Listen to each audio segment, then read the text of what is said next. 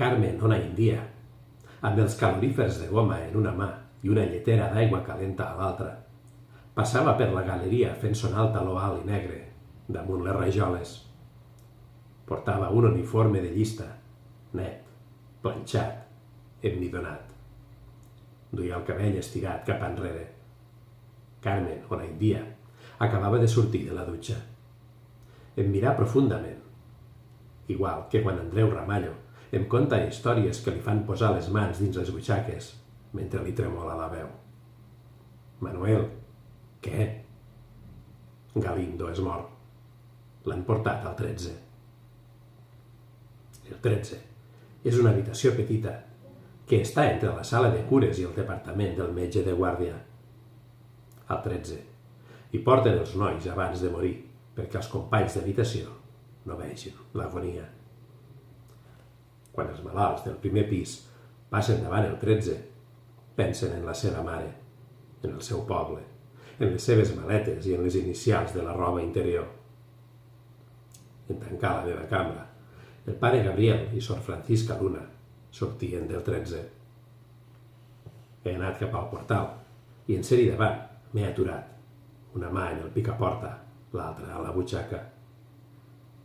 He obert la porta pintada de blanc i enmig de la finestra que hi havia enfront se veia el parterre de Francesilles, que està enfront de l'església.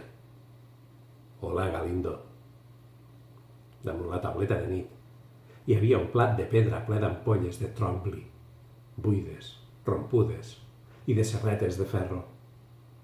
Almenys hi havia les serretes i les ampolles de 20 malalts que havien mort allà i quedaven units dins aquell plat per les ampolles buides de coagulant que cada un havia consumit en el 13. Hola, Manuel. Davant el llit, el lavabo amb la pastilla de sabó, el tub de dentrifici i el mirall gran eren com una caricatura de la vida, com una bandera on estan pintats els quadres d'un crim de província, que un cec va assenyalant amb una canya a la placeta d'un poble. Saps que el teu equip ha quedat campió de la Copa? La dona d'Agustí Alcántara ha portat les revistes esportives aquest matí.